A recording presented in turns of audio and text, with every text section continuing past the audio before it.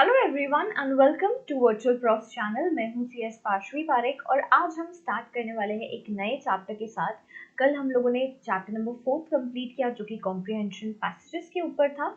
Now we'll move forward to chapter 5 that is note making. जैसा कि मैंने आपको बताया था, जो क्वेश्चन नंबर 7 होता है, जो फर्स्ट क्वेश्चन होता है बिजनेस करस्पॉन्डेंस का, उसमें पार्ट ए और पार्ट बी होता है। पार्ट ए के अंदर आपको आता है कॉम्प्रिहेंशन के ऊपर क्वेश्चन, एक पैसेज दिया जाता है और उसके ऊपर से आपको आंसर्स ढूंढने होते हैं। जो बी पार्ट होता है that is on note making. तो ये वाला भी एक इम्पोर्टेंट चैप्टर बन जाता है क्योंकि ये वाला भी कंपल्सरी क्वेश्चन है जो आपको सॉल्व करना ही है। So we'll start with this chapter. और मैं आपको पहले ही बता दूं, क्या बता दूं दीदी, मैं आपको पहले ही बता दूं कि इसमें ज़्यादा जो आपका फोकस होना चाहिए वो थ्योरी पे नहीं होना चाहिए, ज़्यादा फोकस आपका प्रैक्टिकल पे होना चाहिए। थ्योरी एक बार आपने समझ ली कि कैसे नोट मेकिंग करना है, क्या करना है, उसके बाद आपको जो क्वेश्चंस आने वाले हैं that would be totally random. कि आपको एक पैसेज दे देंगे और आपको बोलेंगे कि इस पे you have to make a note. Note making है या नोट टेकिंग है, different different things for different different ये मैं आपको एक आध दो क्वेश्चंस भी बताती हूँ। I might have, okay no I don't. तो एक बार ना जब हम लोग ये वाला पार्ट पर्टिकुलर कंप्लीट कर लेते हैं, क्वेश्चन स्टार्ट करने के पहले जो ICAI आपको पूछता है क्वेश्चंस CA फाउंडेशन में, वो वाले एक आध दो क्वेश्चंस हम देख लेंगे सो दैट आपको थोड़ा सा आइडिया आ जाए कि कैसे क्वेश्चंस इस पे पूछे जाते हैं। For now let's get started. अभी तो हमें थ्योरी थ्योरी ही पढ़ना है थोड़ा सा। So let's get started with note making. What do you mean by note making, दीदी? Note making का मतलब होता है जब अगर आपको कोई कुछ बोल रहा है या अगर आप कोई लेक्चर अटेंड कर रहे हो और साथ साथ में उनका सुनते सुनते आप आपका खुद का नोट्स बनाते हो सो दैट आप वो चीज़ को भूल ना जाओ, वो चीज़ को आप रिकॉल फिर से कर सको, रिवाइज फिर से कर सको। इसीलिए तो हम लोग यार इतने अच्छे अच्छे प्यारे प्यारे सुंदर सुंदर नोट्स बनाते हैं। इफ़ यू रिमेंबर, मैं आपको मेरे नोट्स बताती हूँ। I might find my own notes too. तरह तरह तरह तरह तरह तरह तरह देखते हैं। यस, देखो, जब मैं स्टूडेंट हुआ करती थी तब ये मेरे नोट्स हुआ करते थे। These are my notes. दिख रहा है क्या आपको? दीदी आप हमें ये क्यों सिखा रहे हो? हमें आप नोट मेकिंग पढ़ा दो, हमारा काम हो जाएगा। अरे नोट मेकिंग कैसे करते हैं, क्या करते हैं, इससे बहुत ज़्यादा आइडिया आएगा आपको। प्रैक्टिकल एग्जाम्पल दे रही हूँ, बताओ।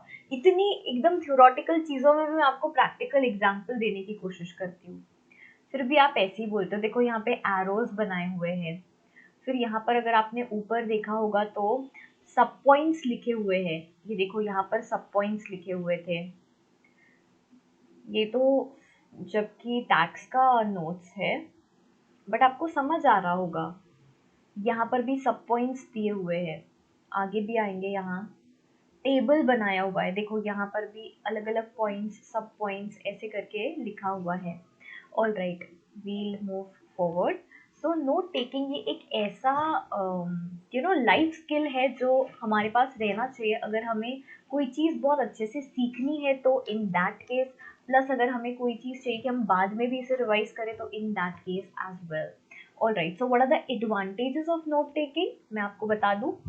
One of the main advantages is that the learner, हम लोग, can make notes in a pattern that he और she is comfortable and familiar with. आपको जैसे चाहिए वैसे। जब मैं मेरे मेंटरशिप स्टूडेंट्स को बोलती हूँ ना कि आपको आपके नोट्स बनाने ही चाहिए, मैं आपको बेसिक पॉइंट्स बताती हूँ कि कैसे बनाने चाहिए, लेकिन ये आपके नोट्स होते हैं तो you have to make it as personalised as possible. दीदी हमें ये पेन्स यूज करना पसंद है तो वो पेन्स यूज करो। दीदी हमें ना इस तरह से लिखना पता है, हमें हमें चार्ट्स पसंद है, हमें टेबल्स पसंद है, हमें ड्राइंग्स पसंद है, तो आप वो करिए।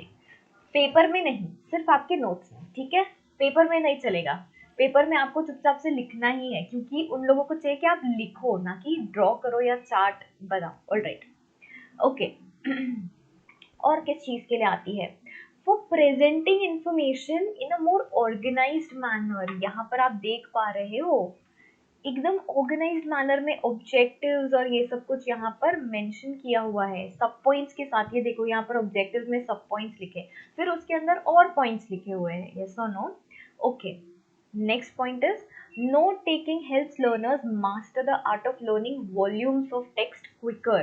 देखो ये वाले जो नोट्स बनाए हैं ना यू गाइस, ये जो सारे नोट्स आप देख रहे थे मेरे, इतनी जाड़ी अपनी मॉड्यूल होती है, इतनी बड़ी मॉड्यूल को कंसाइज करके हम हमारे नोट्स बनाते हैं। हार्डली हमारे नोट्स 100 पेजेस के होते हैं। मॉड्यूल का कितने पेजेस की होती है? 900 1000 पेजेस की तो मॉड्यूल्स ही होती है। यस और no? Okay, so it is a skill कि जिससे ना इतना बड़ा जो वॉल्यूम है वो हम इतने से में टाइम सेव करके हमारा टेक्स्ट एकदम कंसाइज वे में लिख के लर्न कर सकते हैं। So that is the skill. जैसे टैक्स का तो आपको पता ही होगा, जब अभी तो आप सीए फाउंडेशन में ही हो, लेकिन जब आप इंटर में आओगे, फाइनल में आओगे, तब आपको समझ आएगा कि भैया टैक्स की तो बुक्स ही खत्म नहीं होती। ये डीटी, ये आईडीटी, क्या क्या पढ़े, क्या क्या छोड़े। तो इन दिस केस नोट्स आपको बहुत ज़्यादा काम में आती है, right? Alright, moving forward, a few different style of note making have been discussed in this chapter. For the benefit of the students, sample notes and practice exercises have been included. However, for academic purpose, there is a specified format and style that is followed. It is advisable to follow the given template to keep your notes in the standard form to make them readable. देखो you guys, आपको note making पढ़ाया क्यों जा रहा है पता है आपको? अब अपार्ट फ्रॉम द बुक मैं आपको प्रैक्टिकली बताती हूँ कि आपको क्यों पढ़ाया जा रहा है। आप सीए बन जाओगे, सीए बनने के बाद आप जाओगे सीईओ के पास, जो आपकी रिपोर्टिंग अथॉरिटी होगी उनके पास जाओगे। वो आपको बताएंगे कि देखो ये करना है, इस बार ये करना है, वैसा करना है, ऐसा करना है, ऐसा करना है। तो वो इतनी सारी चीज़ें बताएंगे। अभी सीईओ के साथ तो रोज रोज मीटिंग होती नहीं है, मोस्टली वीक में वंस या वीक में ट्वाइस ऐसी होती है।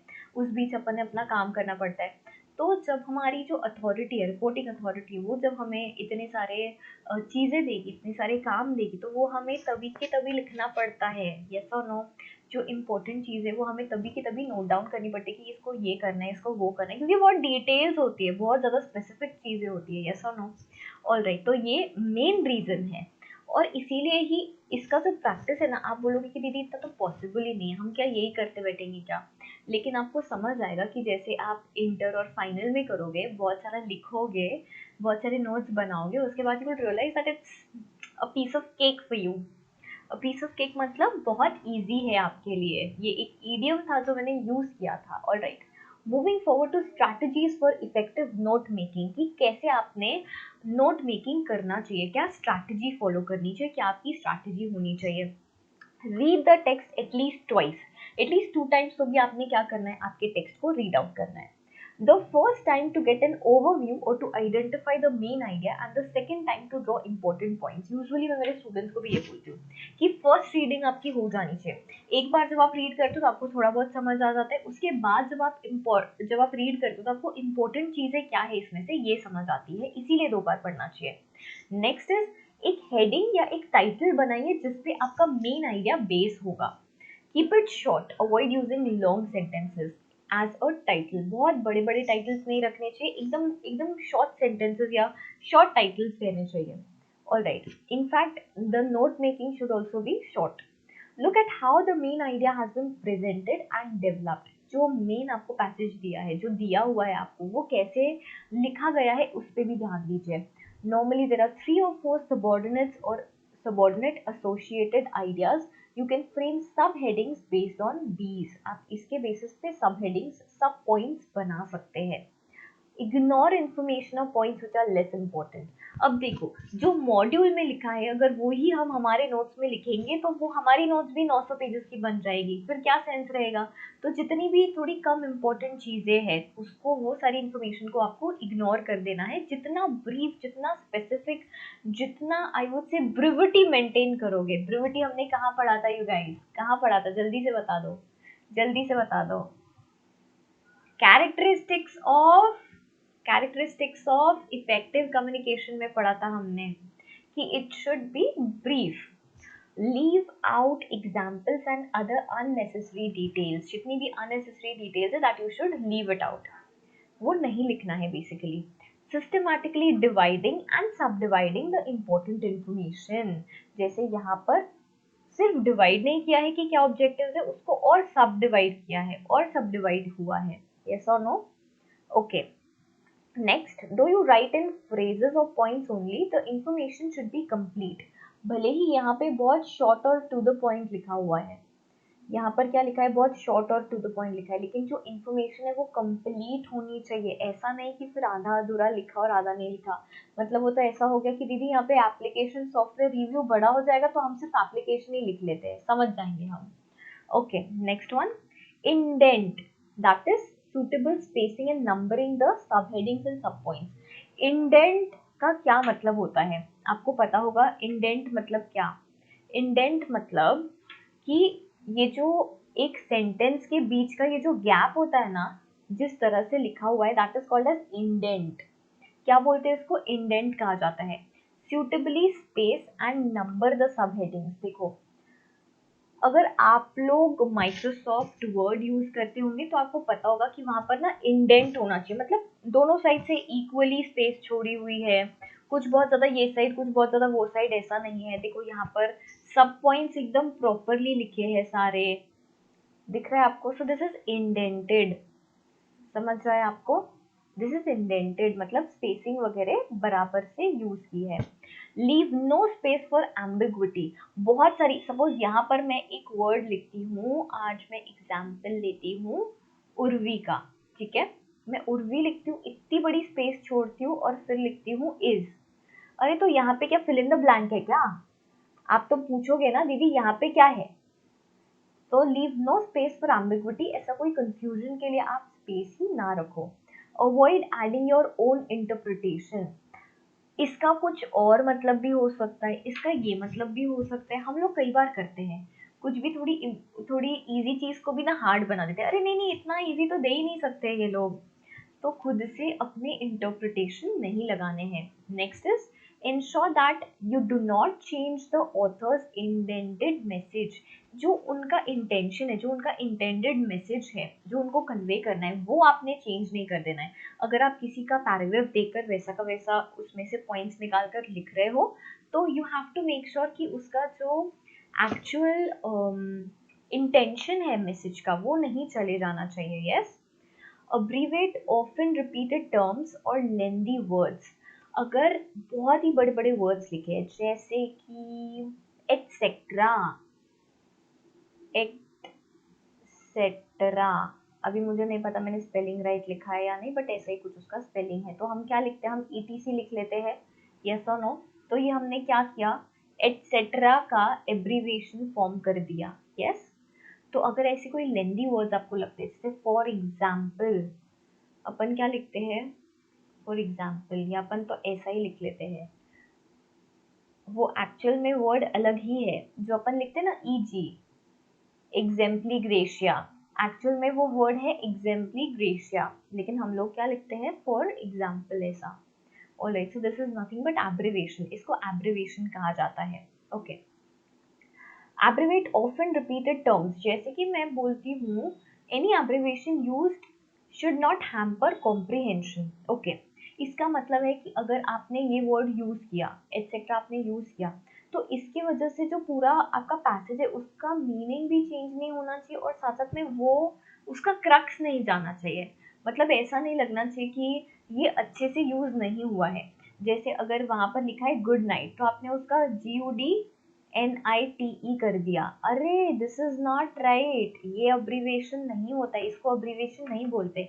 लेकिन वही लिखा था चार्टर्ड अकाउंटेंट, फिर ब्रैकेट में करके लिख दिया था CA, उसके बाद हम CA का इस्तेमाल कर सकते हैं। ये हमने क्या किया, हमने एब्रिवेट कर दिया, क्योंकि हम इतना बड़ा नहीं लिखना चाहते हैं। यस और no, alright. So now we move forward to note making and note taking. दोनों अलग अलग चीजें हैं यू गाइस, एक है नोट मेकिंग, दूसरा है नोट टेकिंग।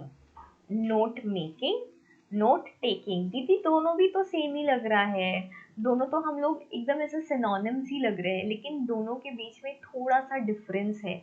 क्या डिफरेंस है हम देखते हैं, अभी मैं आपको बताती हूँ।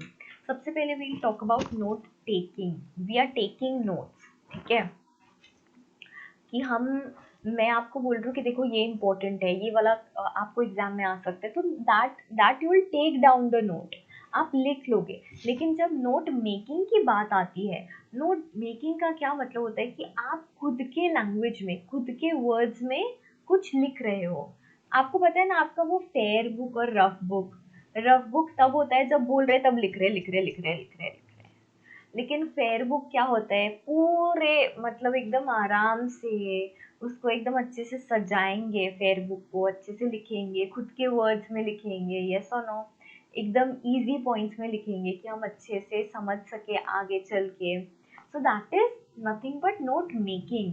The first one is note taking. ठीक है, एक बार रीड आउट करते हैं, आपको और क्लैरिटी आएगी।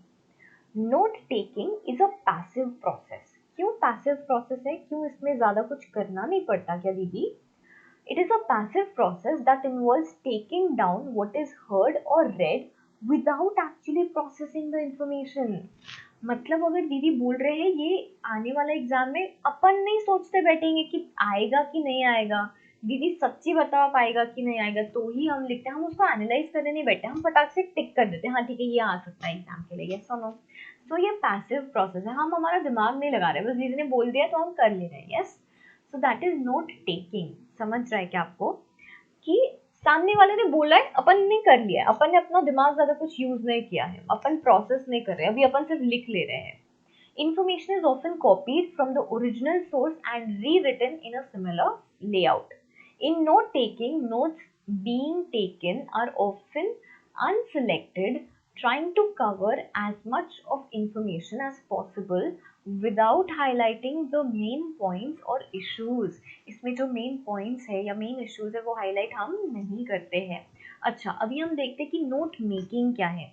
Note making is very active and very focused activity. Why?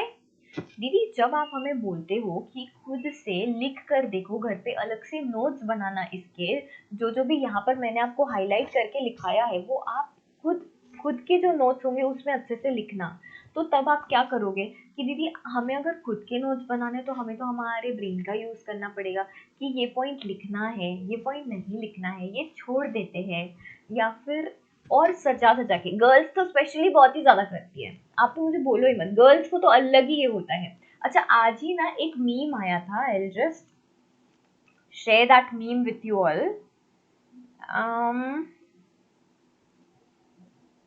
Some girls really need to understand this. बहन, वो स्कूल का प्रोजेक्ट है, तुम्हारी शादी का कार्ड नहीं जो इतना सजा रही हो। एंड आई वाज लाइक, ये मेरी सिस्टर ने मुझे मीम भेजा है, बिकॉज आई यूज टू, मतलब मेरी जो नोट्स भी अगर आप यहाँ पर देखोगे तो अपन एकदम सजा धजा के लिखते हैं, एकदम शिद्दत से। ये देखो हाईलाइट वाईलाइट, अरे बाप रे बाप, यहाँ पे जब अपन स्टूडेंट हुआ करते थे, ये तब की बात है, ये बहुत पुरानी बात है। ये देखो मस्त स्टिकी नोट विकी नोट लगाए हुए हैं यहाँ पे, तो देख रहे हो क्या आप? ये देखो, अरे बाप रे बाप। तो समझ रहे हो आप? So girls are more active and more focused while preparing notes. तो दैट इज नोट मेकिंग। वहां पर आपका एफर्ट ज्यादा लगता है, आपका इनपुट ज्यादा लगता है, क्योंकि हमें देखना पड़ता है कि ठीक है ये इंपॉर्टेंट है, ये हमें लिस्ट डाउन करना है, ये इतना इंपॉर्टेंट नहीं है, ये हमें कोई बोल नहीं रहा है, ये हम खुद से कर रहे हैं, क्योंकि हमें चाहिए कि हमारे पास एक ऑर्गेनाइज्ड वे में हमारे खुद के लैंग्वेज में ये पूरा मटेरियल अवेलेबल हो। Yes, alright. Note making makes it easier to distinguish between important issues and details. यहाँ पे हमें पता चल जाता है, हमें अलग अलग डिफ्रेंशिएट करके रखा होता है कि देखो ये इंपॉर्टेंट है, अब देखो यहाँ पर ये हाईलाइट किया हुआ है, बहुत इंपॉर्टेंट है। ये सपोज इतना हाईलाइट नहीं किया, ये तो बाप रे बाप क्लाउड में डाला हुआ है, तो ये भी बहुत इंपॉर्टेंट होगा। अब ये ऐसे ही इतना सारा सारा लिख दिया, तो ये हो सकता है इतना इंपॉर्टेंट ना भी हो। Alright, moving forward, styles of note making. अच्छा दीदी, हमें नोट मेकिंग करना है कि नोट टेकिंग करना है?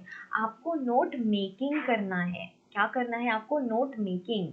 नोट टेकिंग मतलब आपको सामने वाला कुछ बोल रहा है और आप लिखते जा रहे हो, नहीं, आपको ये नहीं करना है। आपको अभी क्या करना है, आपको नोट मेकिंग करना है कि अगर आपको कुछ मटेरियल दिया है तो उस पे से आपको लिखते आना चाहिए, आपके खुद के वर्ड्स में, आपके खुद के हिसाब से। हम लोग आराम से एक एक करके हर एक फॉर्मेट देखेंगे, आप लोग बिल्कुल भी घाई मत करो, एक एक करके we'll also go through few examples of it. Okay, अभी हम लोग आ जाते हैं स्टाइल्स ऑफ नोट मेकिंग पे। आज हम लोग एक ही स्टाइल करते हैं, that is linear note making, फिर कल हम नॉन लीनियर नोट मेकिंग कर लेंगे। दो ही टाइप्स होते हैं, बहुत ही ज्यादा इजी है, फिर मैकेनिक्स वगैरह बहुत सारा डिटेल है। अभी के लिए let's start with styles of note making, कि कैसे नोट मेकिंग हुआ जाता है. सबके अलग अलग स्टाइल्स होते हैं, यस और no. Okay. Note making allows one to skim and scan through available sources and make notes of the desired knowledge in a form that is not only easy to write, easy to read, but also less theoretical. Note making में क्या होता है कि हम scheme कर लेते हैं. Scheme कर लेते हैं मतलब हम लोग छान लेते हैं, स्कैन कर लेते हैं जितने भी अवेलेबल सोर्सेज हैं उसमें से जो हमें नॉलेज चाहिए सिर्फ हम वही वाला लेते हैं. Therefore, there are various ways in which one can present their notes. Typically, there are two styles of note making. कौन सी दो styles है? एक है linear note making और दूसरा है non-linear note making. The first one that we would study is linear note making. It's the most basic, एकदम ही basic. ये आपको भी पता होगा, आप भी करते होगे, बस आपको इसका नाम नहीं पता होगा. Fancy name, you know, linear note making. जब मैं आपको बताऊंगी ना कि इसमें क्या क्या कैसे कैसे लिखते हैं तो फिर आपको समझ आएगा दीदी ये तो हम भी करते हैं, आप यही बोलने वाले हो. Alright, starting with linear note making. Linear note making is the simplest, therefore the most common style of note making used by people. Alright, in this form of note making, notes are written down the page one line after the other in a structured manner. Highlight, highlight, highlight, highlight, highlight. Didi, highlight. Structured manner. Such notes include heading for main ideas and concepts, subheading for main points within those ideas. Linear notes include use of keywords, underlining, indentation and use of abbreviation. क्या क्या चीजें use होती है दीदी? एक use होता है, लिख लो यहाँ पे मेरे साथ साथ लिख लो, लीनियर में क्या क्या यूज होता है? Heading, second is subheading, third is use of keywords, yes, fourth is underlining, अगर कुछ इंपॉर्टेंट लगता है तो वी कैन अंडरलाइन इट या highlight it as the case may be. Fifth would be indentation. Indentation मतलब spacing कि बराबर से लिखा है या नहीं. ऐसा नहीं आज एक वर्ड यहाँ लिख रहा है फिर मैं दूसरा वर्ड यहाँ पर लिख रहा हूँ, ऐसा चलेगा क्या? नहीं चलेगा. Use of abbreviation. Use of abbreviation. Abbreviation मतलब जो मैंने अभी आपको बताया था, वो चार्टर्ड अकाउंटेंट का अपन ने ऐसा सीए ऐसा लिख लिया था. देखो यहाँ पर एक एग्जाम्पल दिया है नोट मेकिंग टिप्स के ऊपर. ये नंबर 1 पॉइंट है, फिर रीड ट्वाइस, फिर उसके अंदर के सब पॉइंट्स है. ये सब हेडिंग 2 है, उसके अंदर का पॉइंट है, फिर ये दूसरा पॉइंट है, उसके अंदर का ये सब हेडिंग है. ये हेडिंग था, ये हेडिंग है, ये सब हेडिंग है, ये भी क्या है? सब हेडिंग है. ओके, नीचे आ जाते हैं. सेम ऐसा ही हेडिंग, सब हेडिंग, सब हेडिंग. समझ आया क्या आपको? बहुत ही बेसिक वे में लिखा है. यहाँ पर हमने जो कुछ देखा था वो भी ऐसा ही कुछ था. टाइप्स ऑफ सब्सटैंटिव टेस्ट, अच्छा नहीं ये नहीं. ऑडिट ऑफ मैनेजमेंट कंट्रोल, ये क्या है? हेडिंग है, ये हेडिंग है. अच्छा ये सारे सब हेडिंग्स है. यहाँ पर हेडिंग ये है, हेडिंग इज दिस. ये सारे क्या है? सब हेडिंग है, सब हेडिंग है, सब हेडिंग. समझ रहे हैं आपको? ओके. एक बार नॉन लीनियर नोट मेकिंग भी देख ले क्या? देख ही लेते हैं ना. नॉन लीनियर नोट मेकिंग थोड़ा सा एक बार देख लेते हैं, फिर then we'll stop the session here. Alright, what do you mean by non linear note making और ये कैसे डिफरेंट है? सबसे पहले तो अपन पढ़ लेते हैं. मैं आपको अगर समझाऊं तो जितना ज्यादा स्ट्रक्चर्ड वो था, लीनियर नोट मेकिंग था, उतना ही ज्यादा जैसा आपको चाहिए वैसा drawing out of the box, that is nothing but non linear note taking. मतलब आप कुछ भी यूज कर सकते हो, कैसा भी फॉर्म यूज कर सकते हो. यहाँ पे कोई स्ट्रक्चर नहीं होता, कोई डायग्राम, कोई स्पेसिफिक ये नहीं होता है. जैसा आपको याद रहता है वैसा चलेगा. माइंड मैप्स चलेंगे यहाँ, और क्या क्या चलेगा? टेबल फॉर्म चलेगा, फ्लो चार्ट फॉर्म चलेगा, ट्री डायग्राम जो बनाते हैं वो भी क्या चलेंगे. ऑलराइट, एक बार हम लोग देख लेते हैं डिटेल में. देखो ये माइंड मैप ही सबसे बड़ा एग्जाम्पल है. मतलब ये कैसी भी शाखाएं निकल रही है, ये एप्पल की ऐसी शाखाएं निकल रही है. Yes or no? Okay, let's read it out once so you will understand it in a more clearer way. Non-linear notes have some distinctive patterns. They present and connect ideas in diagrammatical non-linear form. Non-linear form का मतलब है कि वो structured form में नहीं होता है, वो बहुत ही unstructured होता है, कैसा भी, जिसको जैसा चाहिए वैसा। अब हो सकता है ना यार, अगर माइंड मैप बनाने के लिए बोला है तो मेरा माइंड मैप अलग बनेगा, आपका अलग बनेगा, यस और नो? ओके, जैसे यहाँ पर दिया है स्ट्रेस। स्ट्रेस किस वजह से होता है? एग्जाम का प्रेशर, वर्क का प्रेशर, रिलेशनशिप का प्रेशर, बताओ। इनको भी आपके मोर देन फ्रेंड्स के बारे में पता है। सोल्यूशन क्या है? रिलैक्सेशन। रिलैक्सेशन में क्या क्या आएगा? योगा आएगा, मेडिटेशन आएगा, ये आएगा, वो आएगा। फिर उसके बाद इसके इफेक्ट्स क्या है? हम रो सकते हैं, हम इनसोम्नियाक हो सकते हैं, हमें एंग्शियस हो सकते हैं, यस और नो? एक्सरसाइज करने के, डाइट करने की क्या क्या चीजें, ऐसी अलग अलग इसकी शाखाएं हैं जो इन्होंने बनाई हुई है। Alright, let's read out. Non linear styles of note making includes, क्या क्या इंक्लूड होता है नॉन लीनियर में? देखो, लीनियर वाला एकदम जिसको बोलते हैं ना बेसिक, लिख लो यहाँ पे। लीनियर मतलब क्या? एकदम ही बेसिक स्ट्रक्चर्ड, बहुत ही बोरिंग, एकदम ऐसा एक सीधी कतार वाला। What is non-linear? Non-linear is fancy. What is non-linear? Non-linear is quite fancy. जैसा जिसको चाहिए। माइंड मैप्स आते हैं इसके अंदर। अब माइंड तो हर किसी का अलग अलग होता है, तो मैप भी क्या होगा? हर किसी का अलग अलग होगा। टेबल्स भी हर किसी के अलग अलग होंगे। देखो भी, मैं आपको मेरे नोट्स में बताती हूँ। टेबल्स कहाँ थे, कहाँ थे? ये रहे, ये रहे। अब देखो, मेरा टेबल ऐसा हो सकता है, मुझे ऐसे टेबल बनाना था, एक जगह सेक्शन नंबर, एक जगह इम्प्रिजनमेंट, एक जगह फाइन, ऐसा करके मैंने मेरा टेबल बनाया। अब हो सकता है ना आप आपका टेबल सिर्फ 2 ही डब्बों में बनाओ, ये 2 डब्बे ही आपका है, आपका टेबल है, तो that could be different for everybody. Flow charts भी डिफरेंट हो सकते हैं क्या दीदी? Yes, absolutely. And tree diagrams, वो फैमिली ट्री बनाते थे ना अपन, ये हमारे दादा, ये हमारी दादी, फिर इनके ये फूफा जी, ये पापा जी, ये मामा जी, ये चाचा जी, बस यही क्या है? ट्री डायग्राम है। Alright, this technique has a number of advantages. अच्छा, ऊपर जो हम लोगों ने फर्स्ट क्लास में बनाया था, जल्दी से मुझे बताओ कि वो क्या था? आपको पता है फर्स्ट क्लास में हम लोगों ने ऐसा बनाया था कि कम्युनिकेशन कितने टाइप्स के होते हैं, ऐसा ऐसा करके हमने बनाया था। 3 टाइप्स के होते हैं, एक होता है वर्बल, एक होता है नॉन वर्बल, एक होता है विजुअल। फिर वर्बल में हमने देखा था एक होता है रिटन, एक होता है ओरल। फिर नॉन वर्बल में देखा था पैरालिंगुअल और ये और वो, पैरालैंग्वेज और ये सब कुछ, एस्थेटिक कम्युनिकेशन। फिर हमने विजुअल में देखा था ग्राफ्स, चार्ट्स, देखा था कि नहीं देखा था? ये वाला जो फॉर्म है, ये जो हम लोगों ने बनाया, ये किस में आएगा? ये लीनियर है कि नॉन लीनियर है? जल्दी से बता दो, जल्दी से बता दो, ये लीनियर है कि नॉन लीनियर है? Very good you guys, very good. मुझे पता है आप सबने क्या सोचा है, non linear. Yes, okay, absolutely absolutely right.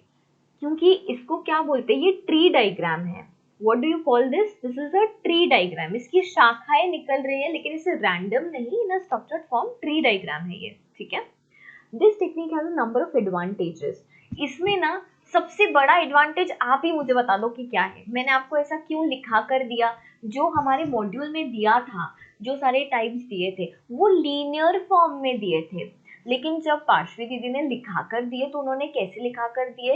In a tree diagram, in a non linear format. Non linear format में लिखने से हमारा क्या एडवांटेज हुआ कि दीदी हमें वो जल्दी याद रह गया। वो जो ट्री डायग्राम आपने बना कर दिया था उससे हमें जल्दी समझ में आ गया, कंफ्यूजन नहीं रहा। यस और no? Okay, so this technique has large number of advantages. एक एडवांटेज तो हमें अभी दिख गया कि हमें याद रह जाता है जल्दी।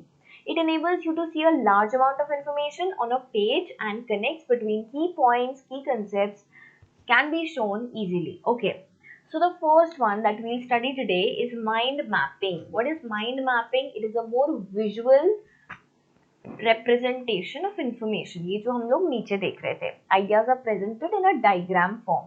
डायग्राम फॉर्म में इमेजेस का यूज करके, वर्ड्स का यूज करके, सिंबल्स का यूज करके, देखो यहाँ पर इमेजेस का यूज किया है, यू नो, थोड़ी सी ऐसी छोटी मोटी ऐसी ड्राइंग वॉइंग बनाई हुई है।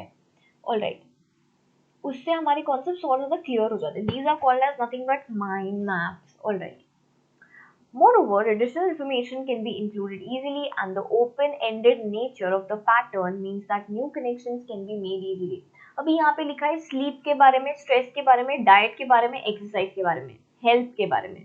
मुझे एक मेरा अलग शाखा खोलनी है किस चीज के बारे में, मुझे इसमें ऐड करना है हैप्पीनेस के बारे में, ठीक है, हैप्पीनेस, हैप्पी, ये मैंने मेरी अलग शाखा खोल दी।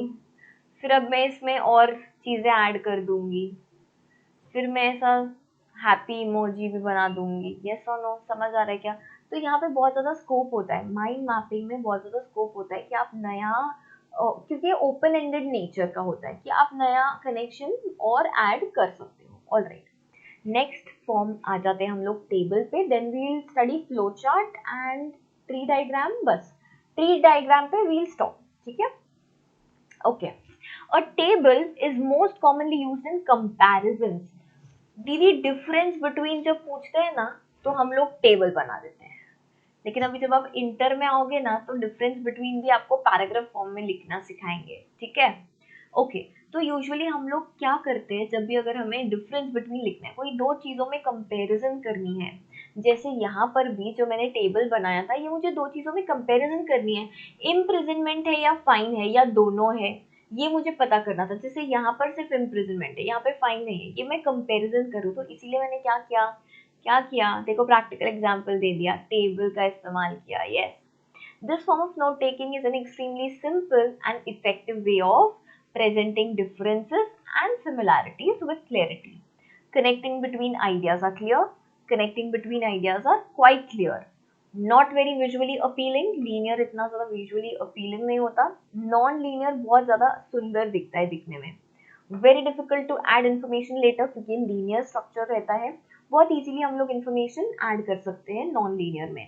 लीनियर स्ट्रक्चर्ड होता है, नॉन लीनियर स्ट्रक्चर्ड नहीं होता है, लीनियर में फॉर्मेट यूज होता है, नॉन लीनियर में फॉर्मेट यूज नहीं होता है। ऑलराइट, ये इसका क्या था, एग्जाम्पल था। देखो एग्जाम्पल देने के चक्कर में आपको क्या दिखा दिया उन्होंने कि लीनियर नोट मेकिंग और नॉन लीनियर नोट मेकिंग के क्या डिफरेंसेस है।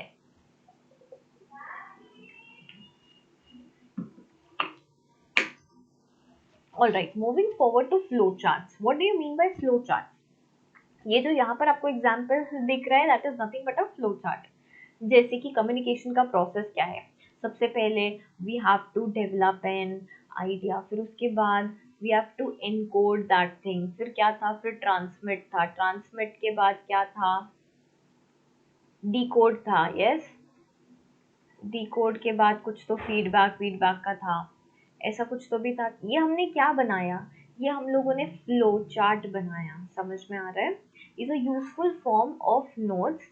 It is best suited when a process और a change over time needs to be depicted. ये एक प्रोसेस है, ये ऐसा ही रहेगा, ऐसा नहीं कि डेवलप एन आइडिया ये पहले है तो ये उसके बाद भी आ सकता है, या ये पहले आ सकता है और वो पहले आ सकता है, ऐसा नहीं है। इसका एक प्रोसेस है कि ये स्टेप्स फॉलो होंगे, उस चीज के लिए हम लोग फ्लो चार्ट का यूज कर सकते हैं कि पहले ये होगा, फिर ये होगा, फिर ये, फिर ये, फिर ये।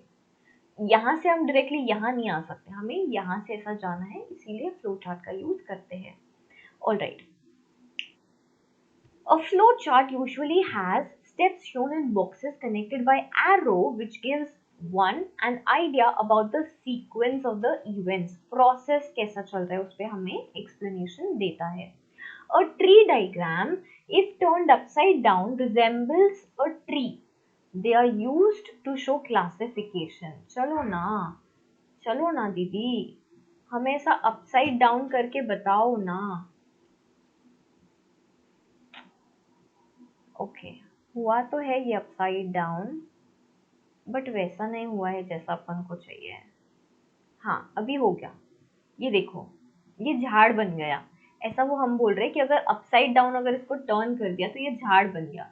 ये रूट्स है, यहाँ से हमारा झाड़ निकल रहा है, फिर यहाँ से और वो ग्रो हो रहा है।